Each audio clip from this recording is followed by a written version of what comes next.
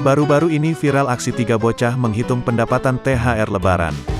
Aksi bocah-bocah tersebut viral usai diunggah beberapa akun media sosial, salah satunya akun Instagram @dunia_kaum_hawa. Video tersebut pertama kali diunggah akun TikTok @ara8384 pada Rabu tanggal 4 Mei tahun 2022. Terlihat dalam unggahan 3 bocah yang terdiri dari 2 wanita dan 1 pria tersebut sibuk menghitung sejumlah uang yang didapatnya dari THR Lebaran. Anak bahagia wong tuwa mumet, begitulah yang tertulis dalam keterangan video. Sontak aksi bocah tersebut mendapat beragam komentar kocak warganet.